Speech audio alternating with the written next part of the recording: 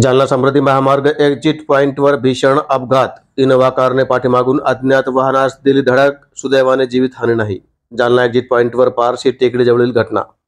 आज दिनांक 8 शनिवार रोजी दुपारी 2:15 वाजेच्या सुमारास समृद्धी महामार्ग जालना एक्झिट पॉइंट पारशी टेकडीजवळ इनोव्हा कारने अज्ञात वाहनास पाठीमागून धडक दिल्याने अपघात घडला आहे। अपघाताच्या घटनेची माहिती मिळताच प्रभारी अधिकारी RK निकम, पोलीस उपनिरीक्षक महामार्ग पोलीस केंद्र जालना यांच्या सूचनेवरून महामार्ग केंद्र पोलीस उपनिरीक्षक Ashok Kale, head constable Mhaske, police constable Kharade व MSF चे 2 जवान यांनी तातडीने घटनास्थळी धाव घेतली।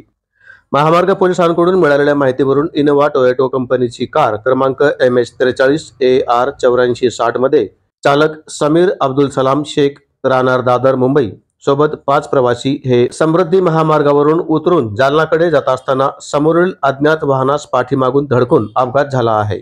सदरील अपघातामध्ये गाडीचे जास्त नुकसान झाले आहे। सदर अपघातामध्ये दुर्वांकूर विशाल नाईक, मनीषा विशाल नाईक हे गंभीर जखमी झाले आहेत, तर वाहन चालक समीर अब्दुल शेख, संस्कृती विशाल नाईक, अनुष्का कुमावत हे किरकोळ जखमी झाले आहेत।